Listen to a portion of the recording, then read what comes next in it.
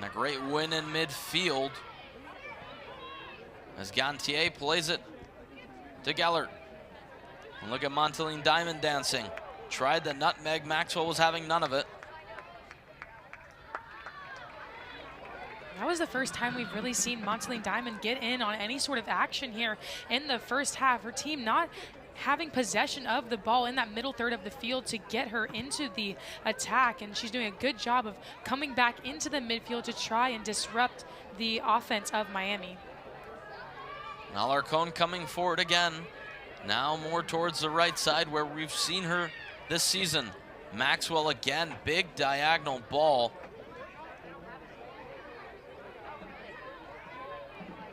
Restrepo finds it calmly, and we're under 15 to play in this still scoreless game. The battle for the 305 between Miami and FIU. And Restrepo punts it away. And there's Bolter pressuring and Inaba coming forward.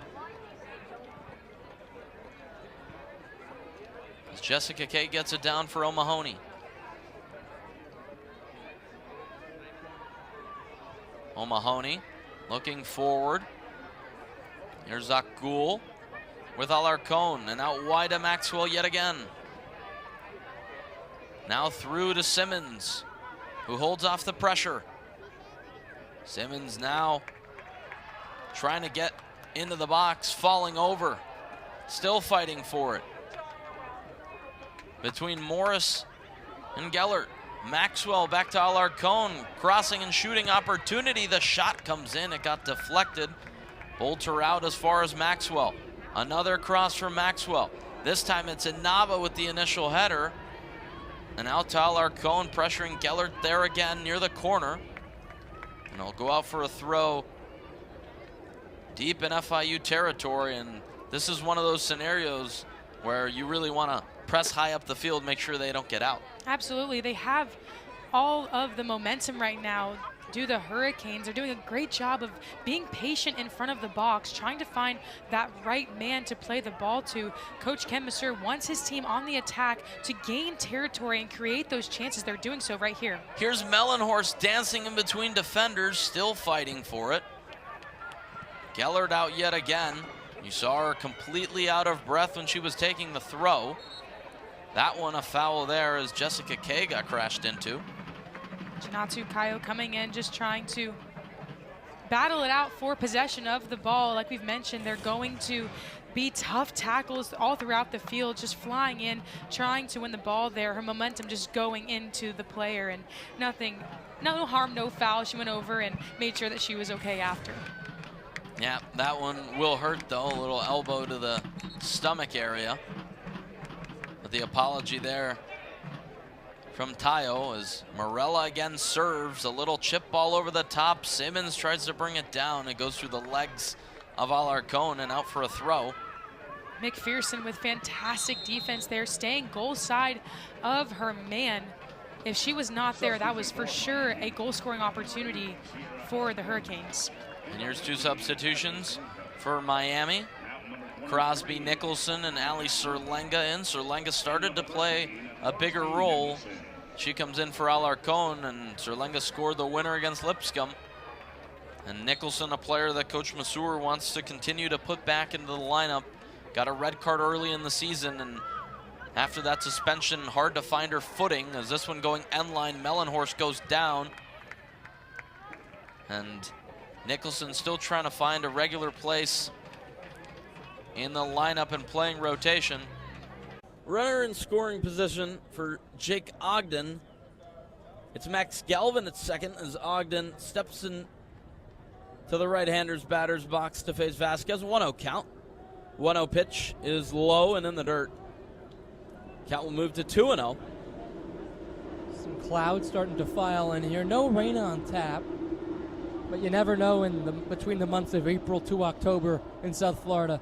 Those clouds look a little gray, as that is strike one. Count will move to 2-1. I'm more concerned about the clouds way down beyond center field. Because to our left, there's not one cloud in the sky. Well, you to look our to the right, it doesn't look pretty. But anyway, Vasquez deals 2-1, way in on the hands of Ogden, and he swings through it. It could also be raining on one side of the street and be sunny here. It's absolutely true. It's a funny thing how weather works. It's very complicated. If you ever get into meteorology, you will find that out very quickly. The 2-2, we saw that nasty breaking ball, that sweeper, trying to get it on the outside corner, just missed. Count moves full with 1 out, and Max Galvin at second for Miami. Should I add that as my minor? Be a sports admin, broadcast journalism major with a minor in meteorology? You could.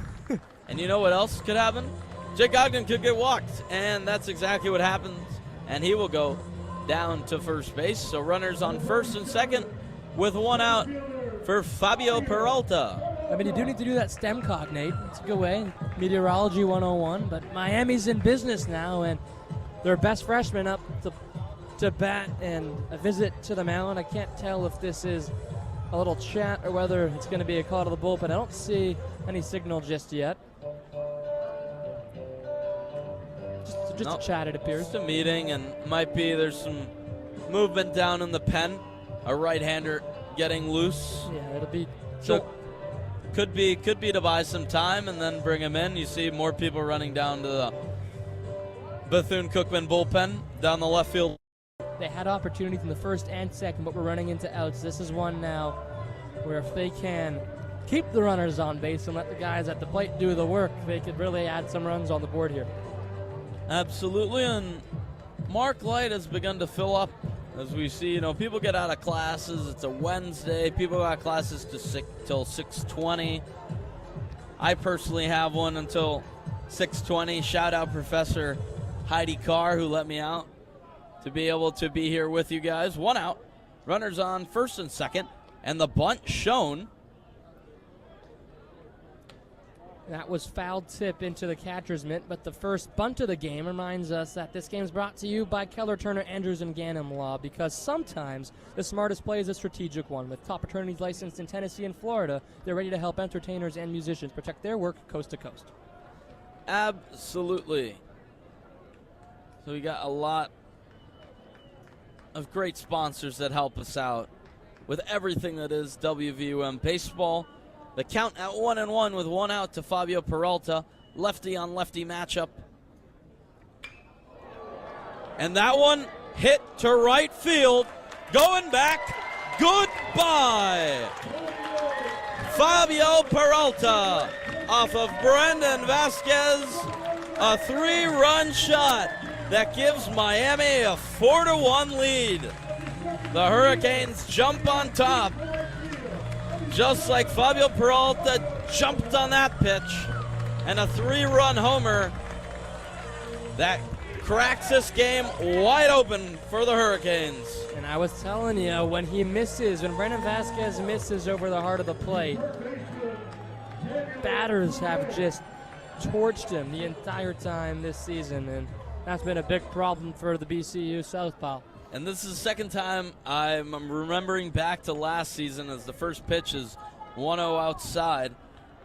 Kicks to the left corner. The 3 on the way. It rattles around.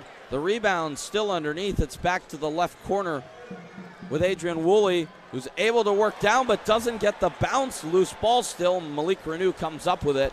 And here comes Trey Donaldson down the left side. Now driving middle. Top of the arc. Right wing with Malik Renew. Dante Allen to the left wing, Shelton Henderson. Here's Trey Donaldson driving inside, kicking it back out. Shelton Henderson thought about a 3. Kicks it left corner, Trey Donaldson. That's money! A triple from Trey. And that is one of the things we were talking about. He was 0 for 3. Now 1 of 4 from deep. His first one of the game. It's a big one. Needed Donaldson to step up there in that opportunity. And Malik Renew extremely lucky to not get a foul called on him. He tried to block Vangelis Zugris, but that goes in for 2. 48-40, the Cardinals over the Canes. Here inside the Watsco Center, Shelton Henderson threw it up wildly. The ball on the deck. Taken away, McNeely now driving. It's a 2-on-1. Henderson, they wanted a goaltend. And the Hurricanes bench can't believe it. We'll see what happens here. I think they're going to go to the monitor. And they're going to go. a foul against Dante Allen. So they won't give the goaltend. Woolley will head to the line for 2. It's 50-40, just a minute and a half into the second half, and the Cats are back. Frost Band of the Hour throwing up the cutouts of current and former Canes basketball players. And actually, they gave the continuation. Yeah, they gave both. They gave the continuation, a make and the foul. 51-40. Louisville leads Miami here in Coral Gables. Again, we thank you for joining us. That's been the story of this game. Louisville just not letting Miami claw back in even when they've had big makes. Can Miami get it within single digits once more? Malik Renew driving with the left, now with the right. Finding Dante Allen in the key. Ernest Uday fighting against contact. And my goodness, getting pushed to the ground by Zugris. Was fighting off 3 people in the paint. He got Zugris to jump, and when he jumped, he kind of just lowered that shoulder into the lower body and made Zugris go a little end over end, but it'll send Ernest to the line. For a big man, Ernest has been very reliable so far from the charity stripe this season, more than you might expect, 52% from the free throw line. It's Ernest Uday Jr. at the free throw line for Miami, looking to cut this deficit back down within single digits. First one rattles home.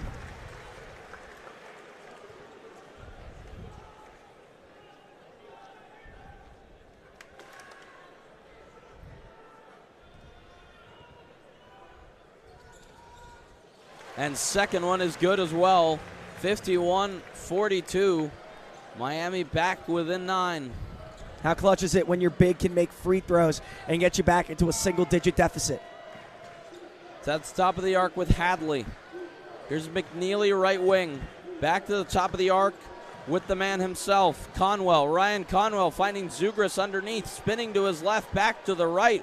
Little floater rebound, Uday. Great face guarding from Renew. And Dante Allen pushing it to Shout, who throws it down.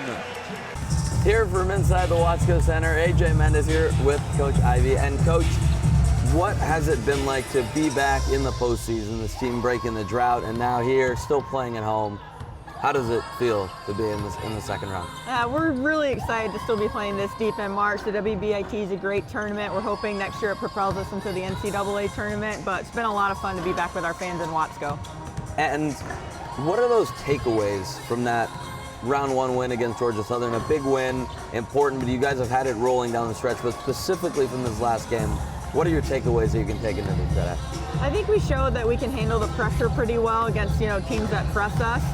Knock on wood, we shot the ball pretty well from deep, and that's something we want to capitalize on. And then Shay, you can't say enough about her, another double-double. But it was just fun to get back on the court together. And combining that shooting and that rebounding, you guys have been one of the best rebounding teams. How do you think that plays today against this Wisconsin team? It's huge. It's actually our #1 key to the game. Wisconsin is, I think they wound up second in the Big Ten for threes per game and threes made per game. So long shots mean long rebounds. We talked a lot about this week. We've got to actually hit people and then go attack the rebound, and then we can fly and transition on the other side of the floor. So good job. It's our #1 key to the game.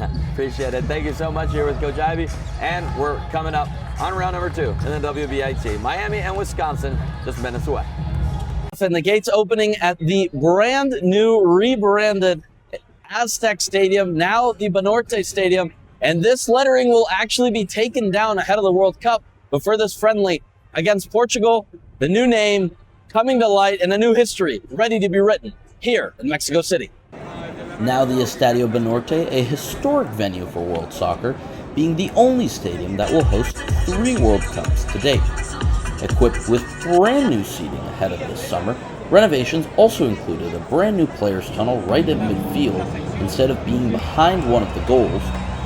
And with the national anthem of Mexico roaring and a fireworks and light show, the Mexico City Stadium gave a preview of why it will be one of the prime destinations for World Cup soccer.